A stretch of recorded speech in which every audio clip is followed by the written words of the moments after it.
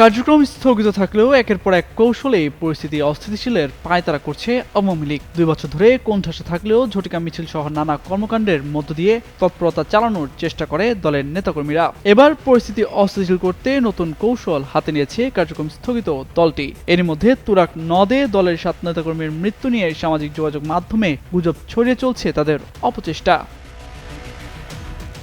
সম্প্রতি সামাজিক যোগাযোগ মাধ্যম ফেসবুকে দলটির পক্ষ থেকে দাবি করা হয় তুরাগ নদে কার্যক্রম নিষিদ্ধ ছাত্রলীগ ও আওয়ামী লীগের নেতাকর্মীদের একের পর এক মরদেহ ভেসে উঠছে।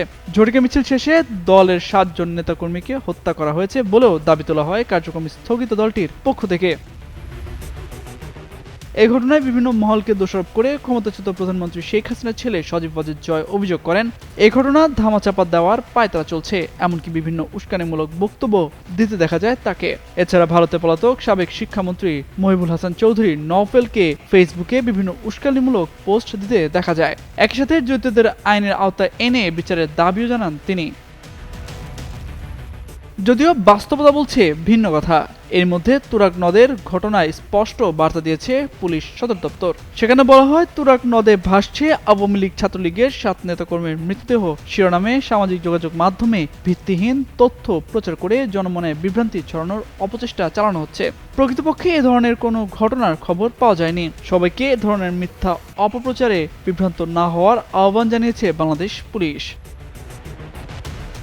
ওই বিবৃতিতে আরও বলা হয়, একটি মহল এ ধরনের বিভ্রান্তি ছড়িয়ে আইন শৃঙ্খলা বাহিনীর মনোবল নষ্ট করার অপচেষ্টায় লিপ্ত রয়েছে। যারা এ ধরনের বিভ্রান্তি ছড়াচ্ছে, পুলিশ তাদের বিরুদ্ধে আইনগত ব্যবস্থা গ্রহণে তৎপর রয়েছে। কেউ এ ধরনের অপপ্রচারে জড়িত থাকার প্রমাণ পাওয়া গেলে তার বিরুদ্ধে যথাযথ আইনি ব্যবস্থা গ্রহণে পুলিশ প্রতিশ্রুতিবদ্ধ।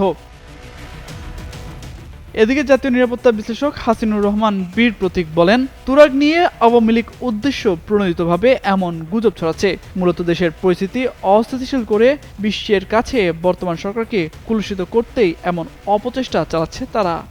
আমাদের রাজনীতির প্রতিহিংসাটা বিপ্লবের 5ই আগস্টের পরেই সব আমাদের শেষ হয়ে গেছে। এখন তুরাগ নিয়ে এটা মিথ্যাচার হচ্ছে, এটা আওয়ামী লীগ করতেছে উদ্দেশ্যপ্রণীত ভাবে।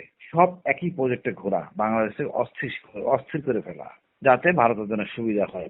এর আগে 23 জুন উপলক্ষে বিভিন্ন স্থানে ঝটিকা মিছিল সহ বিভিন্ন তৎপরতা চালাতে দেখা যায় কার্যক্রম স্থগিত দলের নেতাকর্মীদের। তবে পুলিশ, সেনাবাহিনী ও বিজিবির কড়া নজরদারির কারণে তাদের পরিকল্পনা ব্যর্থ হয়।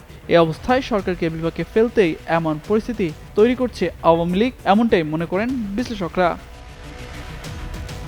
তামজিদ মির্জা, যুগান্তর নিউজ।